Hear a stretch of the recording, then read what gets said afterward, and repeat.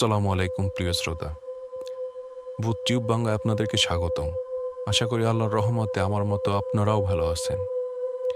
লোমহর্ষক সব ভৌতিক ঘটনা শুনতে যুক্ত থাকুন আমাদের সাথেই।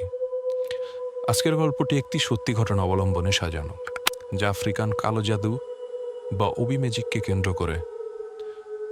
তো কথা না বাড়িয়ে চলুন আমরা সরাসরি ঘটনায় চলে যাচ্ছি।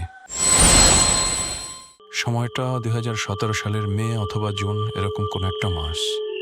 আমি সদ্য আফ্রিকা থেকে ঘুরে এসেছি। তানজানিয়ার এক দুর্গম অঞ্চলে কাজ করছিলাম একটি ডকুমেন্টারি বানানোর জন্য। সেখানে এক রাতে এক বয়স্ক শামান বা অভিপুরোহিতের সঙ্গে আমার দেখা হয়। তার চোখ ছিল ঠিক যেন গভীর অন্ধকার, যেন কোনো অতল রহস্য লুকিয়ে আছে তার চোখের ভেতর। আমার কোন একটা কাজের সুবাদেই তার পরিচয় হয়। একদিন তিনি আমাকে একটি ছোট কাঠের বাক্স দেন, বলেন, এটা সঙ্গে রেখো, কিন্তু কখনো খোলো না, কখনো না। আমি হেসে বলি, এটা কি তাবিজ? তিনি বলেন, না, এটা একটা জাদুর বন্ধন, ও বিজু। এটা খুললে তোমার ছায়াও তোমার সাথে থাকবে না। তখন আমি তার কথায় তেমন গুরুত্ব দেইনি, শুধু বলেছিলাম, ঠিক আছে, ধন্যবাদ।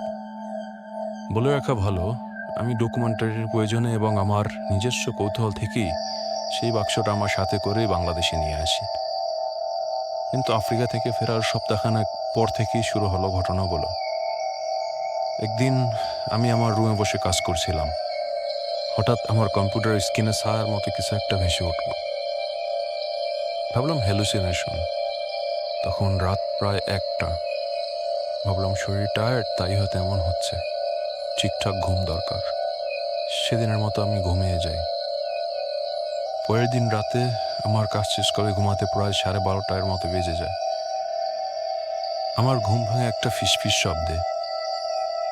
কানে ঠিক শুনতে পেলাম কেউ বলছে, ও বিকাশান্ডা। ভাষাটা ঠিক চিনতে পারলাম না, কিন্তু শব্দটা কেমন যেন ঠান্ডা করে দিল আমার পুরো শরীর।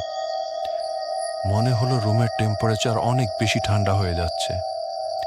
যদিও বেশ গরম পড়ছিল কয়েকদিন ধরেই, ভয়ে আমার শরীর হিম হয়ে আসছিল। যদিও ওই একবারই ফিসফিস শব্দটা শুনছিলাম আমি। তারপর ভয় নিয়েই কখন যে ঘুমিয়ে পড়ছে আমার মনে নেই। ভয় পেলেও রাতের ঘটনায় আমার মন আরো বেশি কৌতূহল জাগে।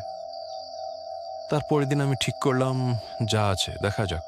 আমি সেই কাঠের বাক্সটা খুলব। কাঠের বাক্সটা নিয়ে বসলাম। এটার ভেতরে আসলে কি আছে?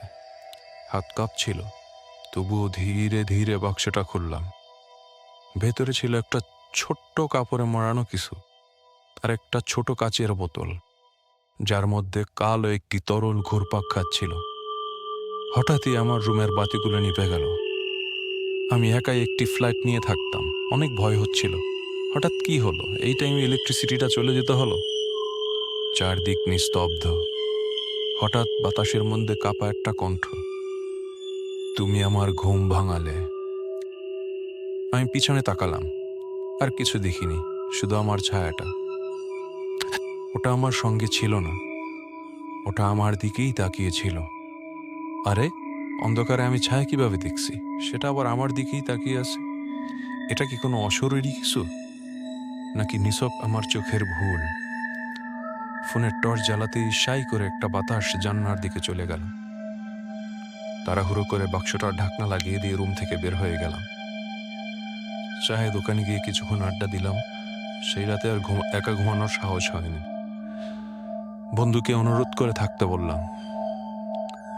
সেই রাতের পর থেকে আমি একা নই। যেখানেই যাই একটা অতিরিক্ত ছায়া পড়ে পাশে, আর সেই ছায়াটা শুধু আমিই দেখতে পাই। মাঝে মাঝে রাতে যখন আয়নার দিকে তাকাই, মনে হয় আমার প্রতিবিম্ব আমার দিকে ফিরে তাকায় না, সে অন্যদিকে তাকিয়ে থাকে। আমার কাছের মানুষরা বলে আমি বদলে গেছি, আমার চোখে কেমন অন্ধকার ভর করছে। তারা জানে না আমি আর আগের আমি নই। প্রিয় লিসেনার্স, একটা কথা মনে রাখবেন, সব জিনিস খুলতে নেই, সব রহস্য জানতে নেই। আর আফ্রিকান কালো জাদু, তা বিশ্বাস নয়, সেটা একটা দরজা। একবার খুলে গেলে আর বন্ধ হয় না। আজও আমি মাঝে মাঝে গভীর রাতে সেই শব্দটা শুনতে পাই, আভিকা সান্ডা। জানি না কি অর্থে এই শব্দের। আশা করি গল্পটা আপনাদের ভালো লেগেছে। এমন সত্যি ঘটনার আলোকে ঘটনা শুনতে এবং ভয়ের রাজ্যে হারিয়ে যেতে আমাদের চ্যানেলটি সাবস্ক্রাইব করে রাখতে পারেন এবং কমেন্টে অবশ্যই আপনাদের মূল্যবান মতামত জানাতে ভুলবেন না। আসসালামু আলাইকুম।